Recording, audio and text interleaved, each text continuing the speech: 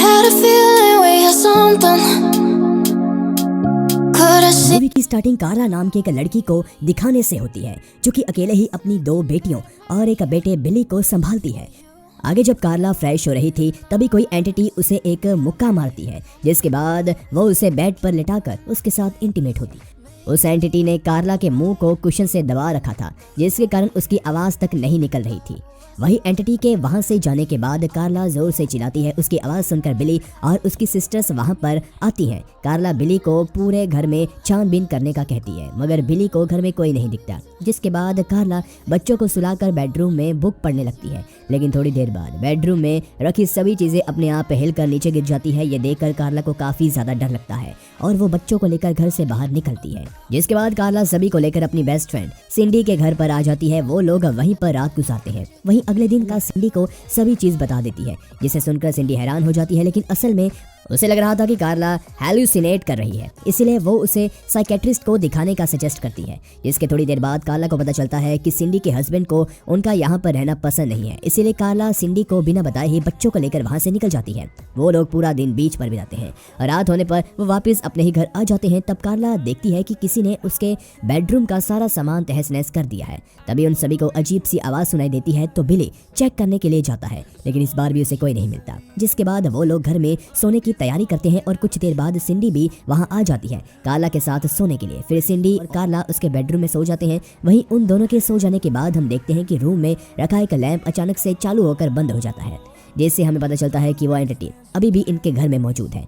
अगले दिन कार्ला कार लेकर अपने काम के लिए निकलती है, जिस दौरान वही एंटिटी कार का कंट्रोल लेकर तेजी से कार को भगाती है, लेकिन थोड़ी देर बाद कार रुक जाती है और कार्ला सही सलामत होती है। इसके बाद हम कार्ला को एक साइकेट्रिस्ट डॉक्टर फिल के साथ देखते हैं। कार्ला डॉक्टर को अपने साथ क्या क्या हुआ वो सब कुछ बताती है। डॉक्टर फिल उस पर विश्वास कर कुछ मेडिसिन लिख देते हैं। फिर रात होने पर कार्ला अपने घर पर वापस आ जाती है और वो थोड़ी देर बाद नहाने के लिए जाती है, जिस दौरान हम देखते हैं कि बाथरूम के दोनों दरवाजे अपने आप लॉक हो जाते हैं। जिसके बाद वो एंटिटी फिर से कार्ला पर अटैक कर उसके साथ इंटीमेट होती है, लेकिन इस बार उस एंटिटी कार्ला को काफ़ी ज़्यादा चोट पहुंचाई थी। कार्ला ये सब डॉक्टर फिल को दिखाती है, साथ ही में ये भी कहती है कि इस बार उसने अपनी बॉडी पर एक से ज़्यादा लोगों को फील करा है। आगे डॉक्टर फिल कहते हैं कि उसे हाइस्ट्रा नाम की बीमारी है, जिसमें लोगों को पास्ट में हुए बुरे इंसिडेंट्स की वजह से प्रेजेंट में काफ़ी खतरनाक हेलुसिनेशन होती है, जिसके लिए डॉक्टर कार्ला को मेडिसिन देकर रेस्ट करने के लिए कहते हैं। इसके बाद जब डॉक्टर घर जा रहे थे तभी उन्हें कार्ला हॉस्पिटल के बाहर बैठी हुई दिखती है, जो कि काफ़ी देर से टैक्सी का इंतजार कर रही थी। तो डॉक्टर उसे लिफ्ट देने का कहते हैं और कार्ला मान जाती है। वहीं कार्ला के घर पहुंचने पर डॉक्टर कार्ला के घर को एक बार देखने की रिक्वेस्ट करते हैं कि वो हॉन्टिंग हाउस जैसा दिखता है या नहीं, जिस पर कार्ला मान जाती है और फिर डॉक्टर फिल को अपना घर दिखाती है। आगे हम डॉक्टर और कार्ला की बातों से कार्ला के पास्ट की कुछ बातें जानते हैं, जैसे कि बचपन में उसके डैड उसके साथ काफ़ी बुरा बर्ताव करते थे, जिसके कारण वो बचपन में ही घर से भागकर न्यूयॉर्क आ गई थी। यहाँ पर उसकी मुलाकात मारियो से हुई। फिर उन दोनों ने शादी कर ली, लेकिन जब कार्ला प्रेग्नेंट थी तब मारियो की बाइक एक्सीडेंट में ही मौत हो गई। जिसके बाद कार्ला की जिंदगी में बॉब नाम का आदमी आया। वो लोग काफ़ी खुश थे, लेकिन बाद में वो भी उसे छोड़कर चला गया। इसके बाद बिली और कार्ला की दोनों बेटियां घर में आती हैं। उन्हें देखकर डॉक्टर वहां से चला जाता है। वही डॉक्टर के जाने के बाद कार्ला अपने बच्चों के साथ डिनर कर रही थी, तभी वो एंटिटी फिर से उस पर अटैक करती है। वहीं कार्ला को मुसीबत में देखकर बिली उसे बचाने की कोशिश करता है, मगर वो एंटिटी बिली को शॉक देने लगती है, जिसके कारण वो दर्द के मारे काफ़ी ज़्यादा चिल्ला रहा था, लेकिन जल्दी सब कुछ शांत हो जाता है। इसके बाद कार्ला ये सब बात डॉक्टर फिल और उनके साथियों को अगले दिन कॉन्फ्रेंस के दौरान बताती है, लेकिन वो सब कार्ला पर विश्वास नहीं करते। दरअसल उन्हें लगता है कि कार्ला हेलुसिनेट कर रही है और जो उनके बच्चों ने महसूस किया वो और कुछ नहीं बल्कि मास हेलुसिनेशन का एक एग्जाम्पल है। आगे हम कार्ला को उसके करंट बॉयफ्रेंड जेरी के साथ देखते हैं। कार्ला ने जेरी को अभी तक इसके साथ जो कुछ भी हुआ उसके बारे में कुछ भी नहीं बताया था। वही अपने घर पर वापस आने पर कार्ला जब अपने बेड पर सो रही थी तभी वो एंटिटी आकर कार्ला को सेड्यूस करने लगती है, जिसका गुस्से में आकर कार्ला रूम के सारे सामान को तोड़ने लगती है। अगले दिन कार्ला ये बात फिर से डॉक्टर फिल को बताती है। इस पर डॉक्टर फिल उसे हॉस्पिटल में एडमिट करने का कहते हैं, क्योंकि वो हेलुसिनेशंस के चक्कर में सुसाइड भी कर सकती थी और उसके बच्चों को भी उससे खतरा था। लेकिन कार्ला इसके लिए मना कर देती है और डॉक्टर फिल से बहस करके हॉस्पिटल से बाहर निकल जाती है। आगे हम कार्ला को सिंडी के घर पर देखते हैं। दरअसल वो अपने घर पर रहने से डर रही थी और जब सिंडी अपने हस्बैंड के साथ बाहर है तब वो एंटिटी सिंडी के घर पर भी आ जाती है और सिंडी के घर की सारी विंडोज़ को तोड़ देती है। ये नज़ारा सिंडी और उसके हस्बैंड भी देख लेते हैं, जिसके कारण कार्ला को काफ़ी अच्छा लगता है। कि इसके अलावा किसी और को भी एंटिटी पर विश्वास है। अगले दिन वो दोनों बुक स्टोर जाकर इन सभी घटनाओं के बारे में जानकारी लेने की कोशिश करते हैं। यहाँ पर कार्ला को जेने और जॉय नाम के दो स्टूडेंट्स मिलते हैं जो कि पारासाइकोलॉजी के स्टूडेंट हैं और वो लोग ऐसे ही घटनाओं पर रिसर्च करते हैं, जिसके बाद कार्ला उन दोनों को अपने घर पर लेकर आती है और वो सब कुछ बताती है जो अभी तक उसके साथ हुआ। कार्ला को लग रहा था कि वो दोनों उसकी बातों को मजाक में ले रहे हैं और जब वो दोनों वहां से जा रहे थे तभी घर की सारी चीजें हिलने लगती है। उन्हें अजीब सी स्मेल आ रही, साथ ही में वहां पर ठंडी हवा भी चलती है। अब ये सब देखने के बाद वो दोनों समझ जाते हैं कि कार्ला उनके साथ मजाक नहीं कर रही और फिर वो दोनों अपने कुछ इक्विपमेंट्स लेकर कार्ला के बेडरूम में सेटअप करते हैं ताकि अगर वो एंटिटी दोबारा आए तो वो लोग उसे कैमरा में कैद कर सके। और ऐसा ही होता है, वो एंटिटी लाइट के फॉर्म में उनके सामने आती है और वो कार्ला को टच नहीं कर पा रही थी। ये देखकर कार्ला काफ़ी ज़्यादा खुश हो जाती है।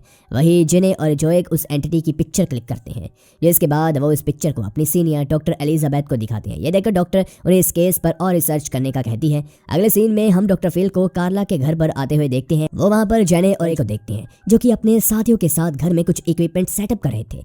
आगे जेने डॉक्टर फिल को बताता है कि इस घर में जो कुछ भी हो रहा है उसे वो लोग हार्ड डेटा में कैप्चर करने की कोशिश करने वाले हैं। इस पर डॉक्टर फिल उन्हें कहते हैं कि कार्ला उसकी पेशेंट है और मैं उसे ये सब करने नहीं दूंगा। जिसके बाद वो जाकर कार्ला से बात करते हैं, लेकिन कार्ला उनकी एक नहीं सुनती क्योंकि उन्होंने कार्ला की कुछ खास मदद तो की नहीं थी, लेकिन जेने और जॉय उसकी मदद कर रहे थे। इसके बाद डॉक्टर फिल वहां से चले जाते हैं। वही रात में डॉक्टर एलिजाबेथ जॉय और जेने के साथ कार्ला के घर में उस एंटिटी को देखने के लिए आए थे और थोड़ी देर बाद वो एंटिटी एक ग्रीन लाइट के फॉर्म में उनके सामने आती है, जिसे देखकर सभी डॉक्टर हैरान रह जाते हैं। आगे डॉक्टर एलिजाबेथ कहती है कि दुनिया में अलग अलग डिमेंशंस होती है और शायद ये एंटिटी उन्हीं में से किसी एक डिमेंशन से हमारे डिमेंशन में आ गई हो।